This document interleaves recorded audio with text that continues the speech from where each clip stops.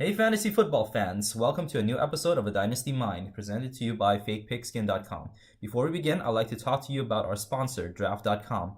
Do you enjoy the daily fantasy sports? Do you enjoy your season-long league? Well, now this Draft.com will combine both of your favorite aspects of fantasy football into one. No longer do you have to worry about carrying an injured player throughout your season, nor do you have to worry about salaries and fitting under a salary cap. At draft.com, all you have to do is draft a team like you would every week and then set it, forget it, and next week you get to start all over again. Play against your friends, play against opponents, play in 10-man contests, play in head-to-head contests. All of these things available to you, so there's a contest for everyone. For a limited time only, sign up now at draft.com with our promo code FAKEPIGSKIN. That's promo code FAKEPIGSKIN and get a free contest into the $3 contest on draft.com. Hurry up now before the season is over. So, without further ado, let's go into our fantasy football Dynasty Mind episode.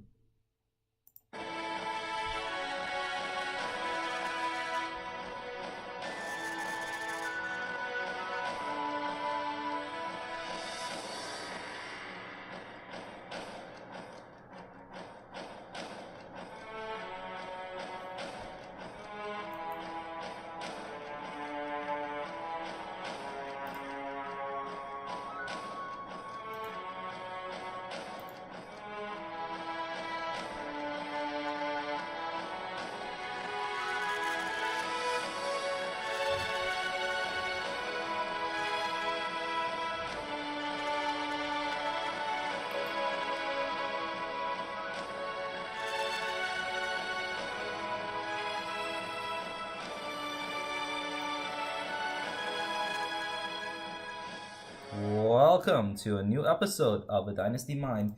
My name is Chris Chung, and this Dynasty Mind episode is presented to you by FakePigskin.com. Welcome back again. It's week 3, so we're almost at the quarter of the fantasy football season. Short, I know. It's coming up fast, and there's a lot of things that are going on even in these young 2 weeks. And today's episode, I would like to talk about traps and trends and how that affects you as a fantasy football owner and especially as a dynasty owner. I will keep playing this great loop of highlights in the background so to keep you entertained. But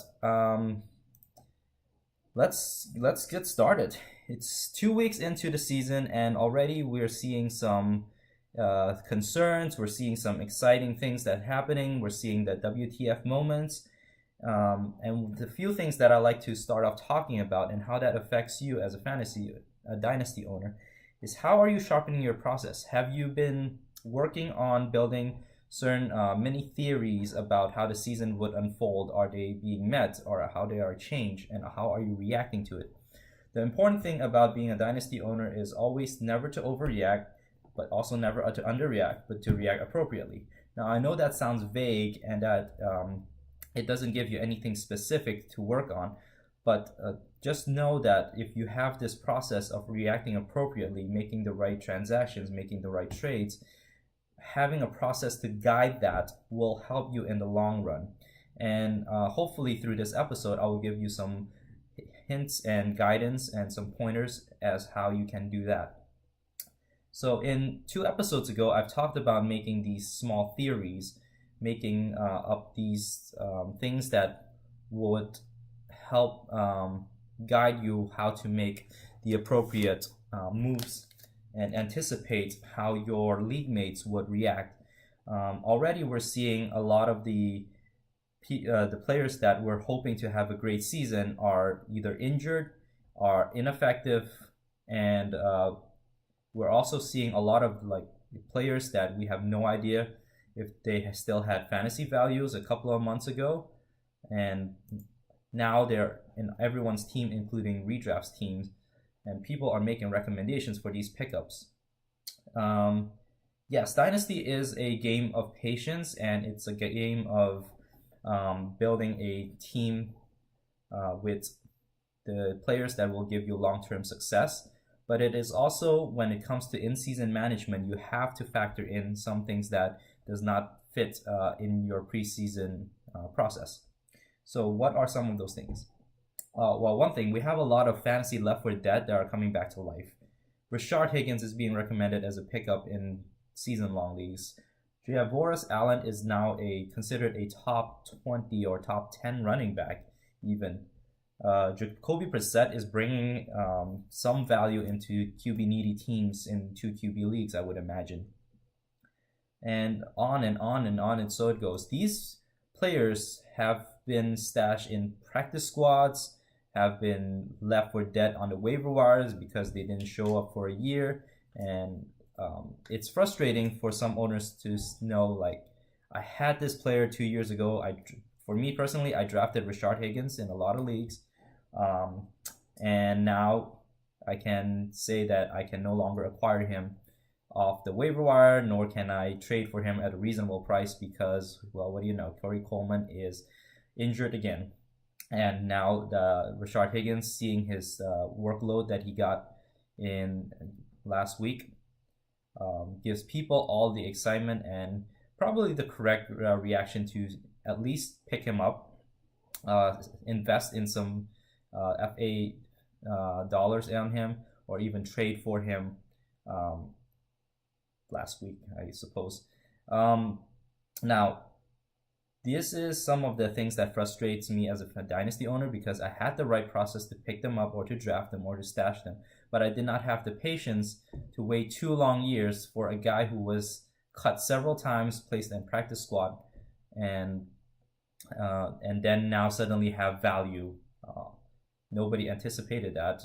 Maybe some had taken some very early precautions. I know this doesn't help a lot when you are missing out on a certain players, but the important part is to not dwell on it nor to think that it was a mistake. I still believe that the process throughout the offseason to cut him was correct because he did not seem to have any value since he was stashed on a practice squad. But things happen, injuries happen, game plans change, coaching making different decisions, and these are the exciting things about Dynasty because nothing is really set during the off season, so you have to make the in-season adjustments. With that said,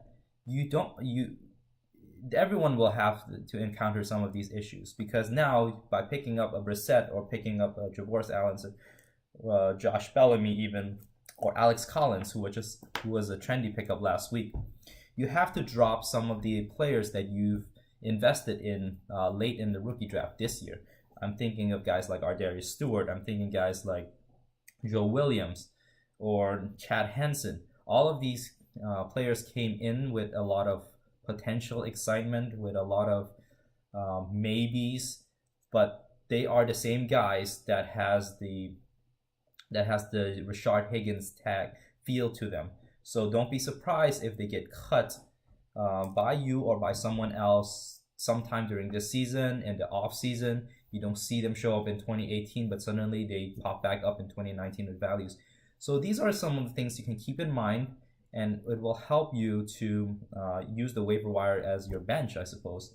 And now that you know that it is possible for a guy who has 0 dead value to suddenly pop back up again in Dynasty, it'll help you to be more keen in the waiver wire, to help you be more keen in using your roster space in the future when you are working on building your team in the off season. Okay, another trend we're seeing is a lot of studs are not playing up to the potential that we had for them. We're thinking about AJ Green. We're thinking about OBJ. Some are some are injury related. Others are game plan related, and it's really frustrating as an owner. I get it. While you have your Le'Veon Bell starting in your roster, the guy who drafted Kareem Hunt late is now beating you handily. Not even a close game, just beating you handily and laughing his way up and down. Patience. That's what you need to know. Patience is required because you have to understand that the season is still young. 2 weeks does not make a trend. or make a very actionable or actionable trend. Regression will come at some point in the season, and I'm thinking late September through October and early November, you will see some of the sound decisions that you made, that analysts has preached throughout the off season, will come to fruition. I promise you that, because every season is the same thing. There is a trendy um, thing that happens early in the season, studs fail, some unknown guy starts taking more fantasy space, all the fantasy points, but eventually it'll shift back. Some of the things will stick. I'm guessing the Kareem Hunt play will stick, will continue to endure, but other things will fall to the wayside, and you just have to be ready to accept the fact that you cannot be comfortable with your roster right now. Are you winning right now? Great. Are you winning with guys that are supposed to be putting up points? That is the situation you want to be in. But if you're winning with fluky plays like a long touchdown from Jalen Richard, or you are getting those fantasy points from a guy like I can't think of a name right now, but there are definitely certain players that cannot be trusted. But if they are getting the buzz in your league, it might be a high time to sell them. Um, if you can't think of someone, just know that flukes will stay fluky, uh, and that's why you always have to go back to does the workload, does the snap count, the carries, do all those things, do they look to be sustainable, or are they really big plays that only happens once in a while? And I would like to talk to you a little bit to get a little sidetracked. This is the effect that fantasy owners have. Owners who own the players that has these big fluky plays, they are more prone to think that their player will repeat the fluky plays in the future, whereas those who do not own them will quickly dismiss these fluky plays as fluky plays.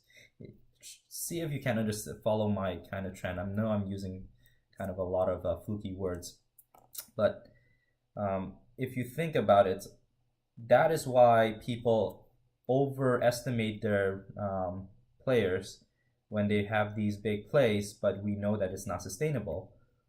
And people who do not own these players tend to downplay their downplay the player's ability to repeat those big fluky plays. The middle ground can be found if you use some of these statistics, analytics, to kind of help you bridge that middle ground. So there's some use for that. Film will help you as well, because just looking at the box scores will not help you give you the context that you need. So just be aware, if you own one of these players that has a workload that is unsustainable, be ready to sell high. That's kind of what I have to say. And if you are one of these players that do not own a player who's been having a hot start to the season, try to look into seeing if these plays are sustainable, and perhaps make an appropriate offer. Don't lowball, don't overpay. Find that middle ground. Just bounce off your ideas. Ask people, am I overpaying? Am I underpaying? Ask your other league mates who have no teeth in that trade offers. Things like that. So that's one thing to kind of factor into your dynasty process. Another thing to think about is information is readily available nowadays. The buy low, sell high kind of ideas have greatly been reduced. And what I mean by that is, you cannot pull a fast one over anyone anymore, and you shouldn't anyways. Internet, Twitter, they're all information available, giving them sound advice. And instead of getting pissed off about it, you should be happy that you're actually playing against real competition. If you want to play against weaker opponents, go find an office league, go find an 8-man league, go find a 10-man league. You can always take their money. Go find a friends and family league where you know that people don't value football as much. Go profit over there. But finding that edge, finding that 2% edge, that 3% edge, instead of thinking you're going to get a 50% edge or a 40% edge even, don't look for that. It's impossible nowadays with all Twitters and all the content that are out there. 2, 3, 5%, those are the edges you're looking for. If you are not ready to grind out those kind of odds, don't play Dynasty. That's all I have to say. This is my soapbox moment. Because you are playing against sharp people, it will sharpen your process as well. Finally, I would like to talk about using redraft as a way to gain a pulse. People are still, even though we say there's a lot of information out there, I bet you that people, even you and myself, are affected by the redraft kind of mindset. And in-season is just like that. In-season is the way you manage Dynasty is the same way you manage in-season. Unless you're planning for a rebuild or you know that your team is not ready to compete, a lot of the decisions you make, including starting lineups or waiver wire pickups, you should be looking for the workload, the opportunities, the immediate opportunities, and the trends that are working towards the player's favor. And I'm talking about Devin Funchess. Yes, try to acquire him through waiver. Try to acquire him by giving a reasonable offer. There's no way you can lowball offer him anymore.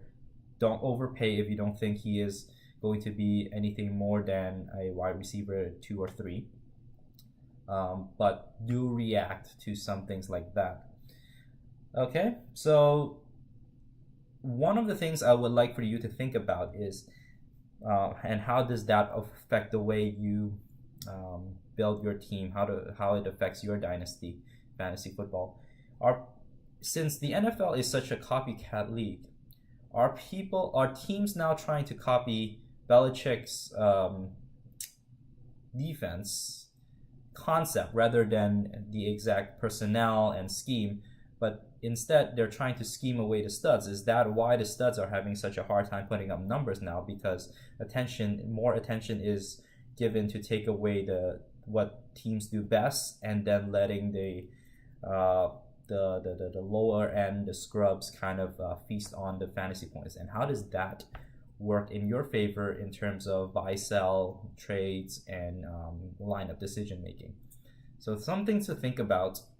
And it's a very interesting point that one of my league mates, Tom Finelli, brought up in our Thriller versus Godzilla league. So think about it and see how that kind of impacts the way you think about fantasy football. Okay, before I sign off, I'd like to talk about our contents up in Fake Pigskin. Our paywall is up, and what I have to tell you, it is worth it. It's $3.99 for a month or $30 for a whole year. Our contents have been really fantastic, to say the least, because these are not just your daily run-of-the-mill analytics of who should I buy, who should I sit, but we have articles to help you develop your process. This is a great article that one of our writers wrote about, and how in his specific scenario give you specific examples what he did with Marshawn Lynch, how that impacted his roster decision making, and how does that impact his lineup decision making. And these are some things that you can digest, learn about, and apply it to yourself. We also have great statistics to help you out with the simple statistics. Snaps per minute. As the season grows longer, we'll find more actionable use for these statistics. But right now, we're seeing an interesting trend. Tyler Ervin being more involved than a Christian McCaffrey, getting more snaps than a Jordan Howard, or getting more snaps than even Tariq Cohen. Even though that doesn't translate directly to fantasy numbers right now, if you think about it. No, Donta Foreman hasn't been really been helpful in backing up Lamar Miller, or the transition of Tyler Ervin to wide receiver may be factored into this, so he could be a worthy stash and pickup and fall under the line of the fantasy left for deads that I talked about earlier in this episode. So all of our contents are worth it, and you should subscribe. If you subscribe, you get personalized help with your specifically to your league, your waiver wire pickups, your line of decision making. Everything you want, just subscribe to them. Let me know that you subscribe, and I will help you out in my Twitter DM and catering specifically to your needs to fit against your league mate's level of play, against the settings of your league.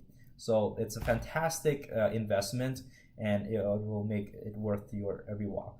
And if you want to make up that money, even better. We have a DFS component. We have DFS NASCAR. We have DFS football. We have DFS baseball. And hopefully soon we'll have DFS. No, actually, we do have DFS PGA.